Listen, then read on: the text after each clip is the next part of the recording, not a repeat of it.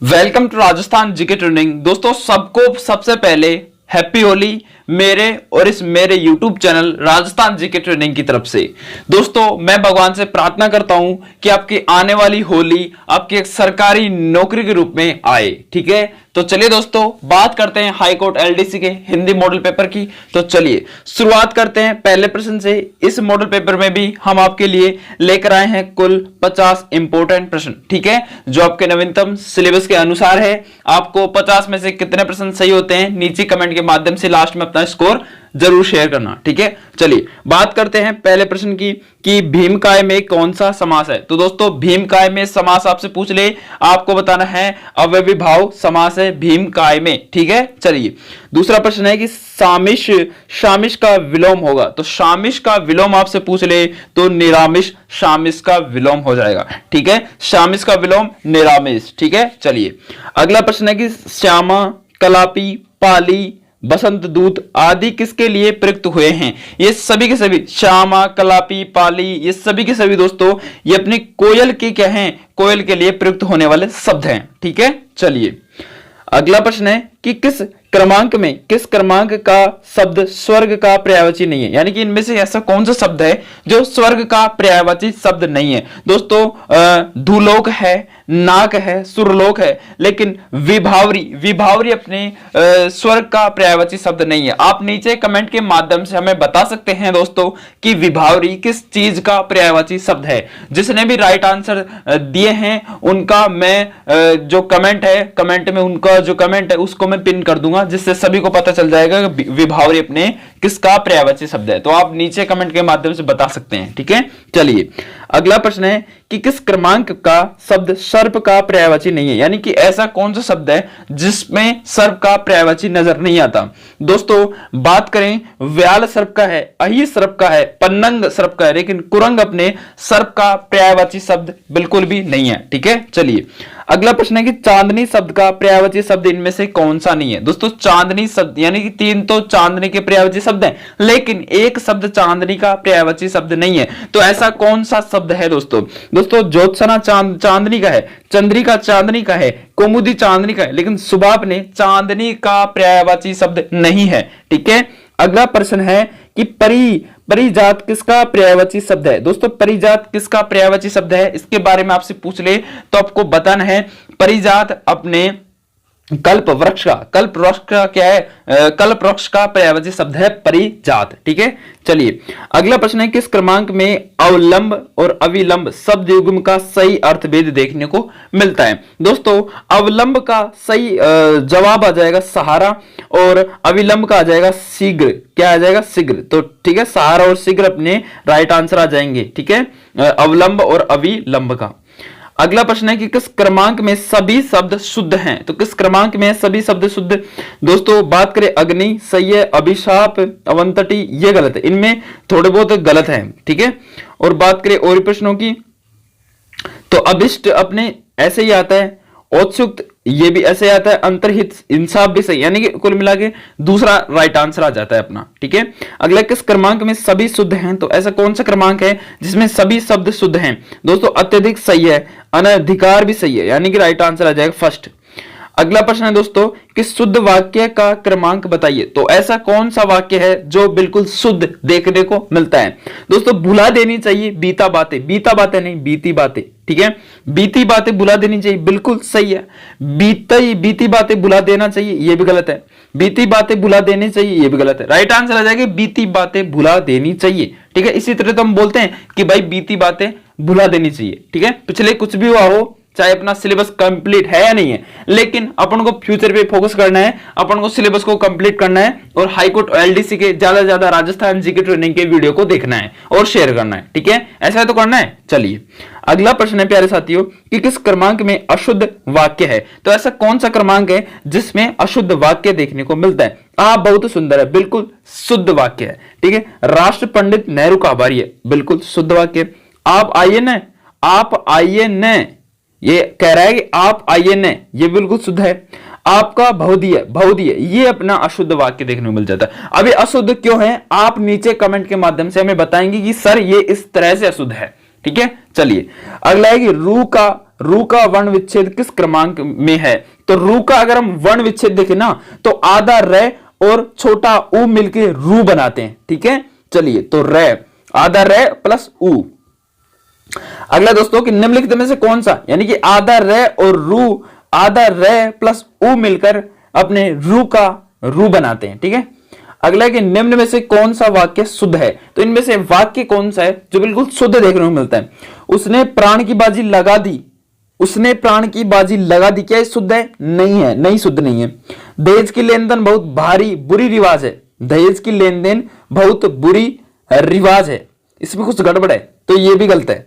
ठीक है, चलिए अगला है कि एक फूलों की माला ले आइए, ये भी गलत है। वह महल पीले, वह भी सही है, महल भी सही है, पीले भी सही है, पत्थरों से बना है, राइट आंसर फोर्थ। चलिए अगला प्रश्न क्या कह रहा है कि निम्नलिखित में से कौन सा वाक्य शुद्ध है। तो इनमें से ऐसा वाक्य बताइए जो बिल्कुल शुद्ध है। दोस्तों बताइए कि मोहन जानता है कि शायद उसका मित्र बीमार है, मोहन जानता है कि शायद उसका मित्र बीमार है, यह भी गलत है। सरदार वल्लभ भाई पटेल का राष्ट्र आभारी है, सरदार वल्लभ भाई पटेल का राष्ट्र आभारी है, क्या सही है? नहीं। अगला खाली बैठने की बजाय आप काम करें, बिल्कुल राइट आंसर है। यानी इसमें संपूर्ण तरह से हमें बता रखा है कि ये एक तरह से देखा जाए तो वाक्य शुद्ध है। ठीक है, गाय का ताकतवर दूध होता है, ये भी गलत है। ठीक है, चलिए अगला प्रश्न है कि किस क्रम में मुहावरा नहीं है। ऐसा कौन सा क्रम है जिसमें मुहावरा है नहीं? भागीरथ और प्रत्ययन, ये भी मुहावरा है। समझ पर पत्थर पड़ना, यह भी एक मुहावरा है। अश्फ्रियां लुटे कोयले पर मोहर, यह भी एक मुहावरा नहीं है। अश्फ्रियां लुटे कोयले पर मोहर, यह कौन सा मुहावरा आ गया? हाथों के तले, हाथों के तोते उड़ना, हाथों के तोते उड़ना, यह मुहावरा ही है। ठीक है, तो राइट आंसर आ जाएगा मुहावरा नहीं है, तो तीसरा मुहावरा नहीं है। अगला प्रश्न है, प्रश्न कह रहा है कि कहां राजा भोज कहां गंगू तेली। लोकोक्ति का सही अर्थ आपसे पूछ सकता है कि कहां राजा भोज और कहां गंगू तेली। तो इसका सही अर्थ आपसे पूछ ले तो आपको बताना है कि अत्यधिक अच्छा कहां राजा भोज और कहां गंगू तेली। तो इसका राइट आंसर पूछ ले तो आपको बताना है कि आकाश पाताल का अंतर होना, यानी कि कहां पे तो राजा, कहां पे राष्ट्रपति और कहां पे कोई मजदूर आदमी। ठीक है, तो उसमें आकाश और पाताल का फर्क हो गया ना, उसी को बोलते हैं कि कहां राजा भोज और कहां गंगू तेली। ठीक है, अगला प्रश्न है कि व्यायाम में कौन सी संधि देखने को मिलती है।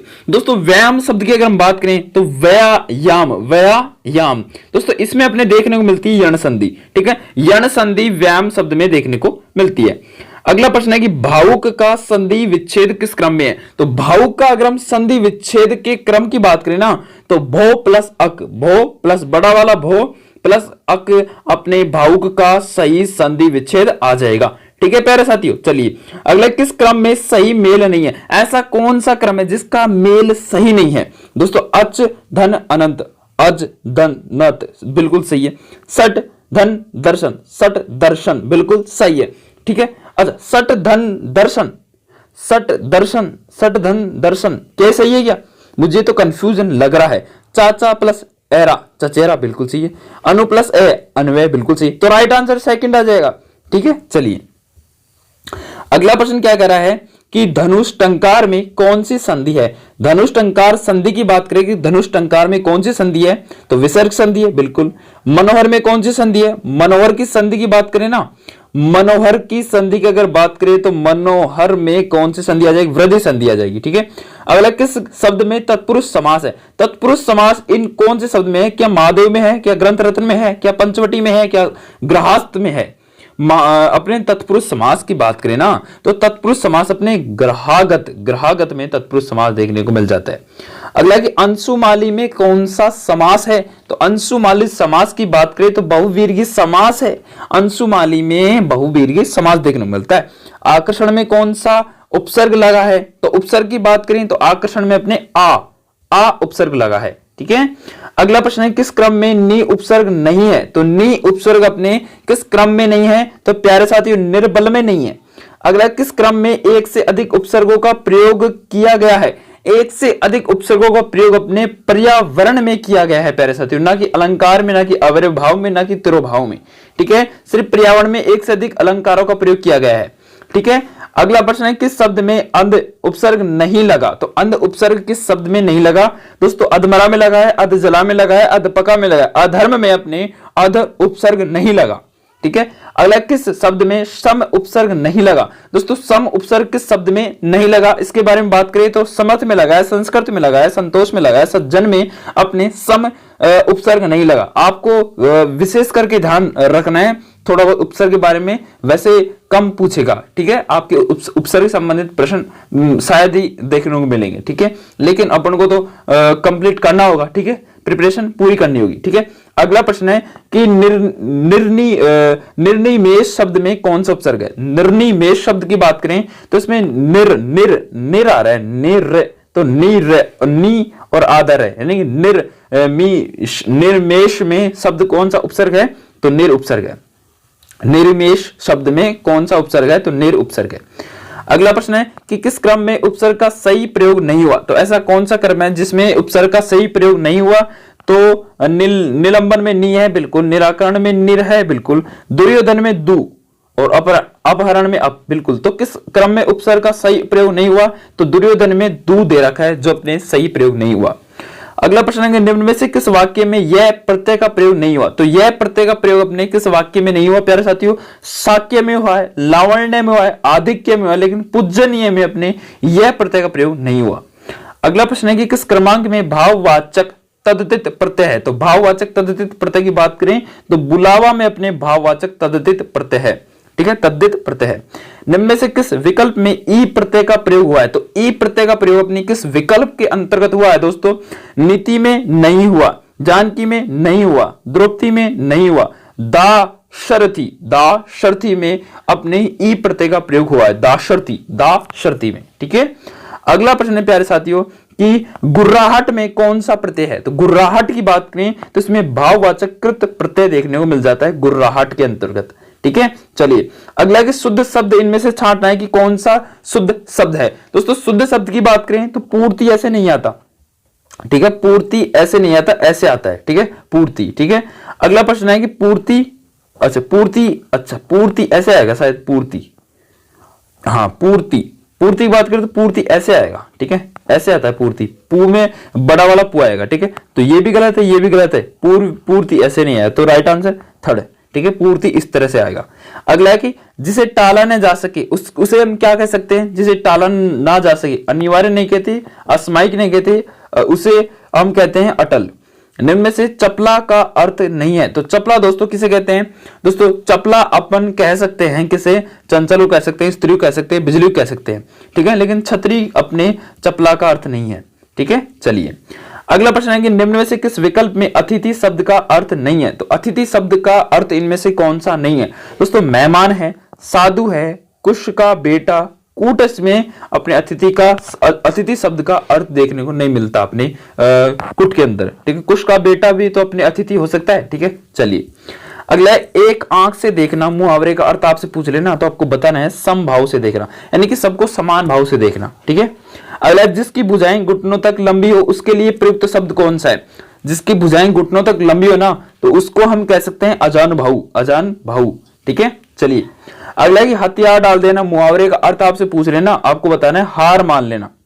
वर्तनी के अनुसार अशुद्ध शब्द का चयन कीजिए। तो अशुद्ध शब्द का अगर हम चयन करें तो दोस्तों द्वार का बिल्कुल सही है, अभ्यान बिल्कुल सही है, निसंकोच बिल्कुल सही है, एकत्रित होता है। क्या ये एकत्रित सही है? नहीं है। ठीक है, चलिए अगला है वर्तनी के अनुसार अशुद्ध शब्द का चयन कीजिए। वापस अपन को अशुद्ध शब्द का चयन करना है। इकलौता सही है, विश्वामित्र सही है, मिष्टानन संसद का सदस्य। वर्तनी के अनुसार अशुद्ध शब्द का चयन करें ना तो अपने संसद का सदस्य अपने अशुद्ध शब्द आ जाएगा, मिष्टानन बिल्कुल सही है। ठीक है, अगला है कि निम्न में से अशुद्ध वाक्य कौन सा है? अशुद्ध वाक्य की बात करें तो नगर में सर्वत्र शांति थी, बिल्कुल सही है। उसे बहुत प्यास लगी, बिल्कुल सही है। रोको मत जाने दो, बिल्कुल सही है। उसका कद मुझसे बड़ा है, यह अपने अशुद्ध वाक्य है। ठीक है, चलिए अगला है कि विद्यालय में जो अनुशासन संबंधी नियम बनाए जाते हैं वे लागू होते हैं। किस पर होते हैं?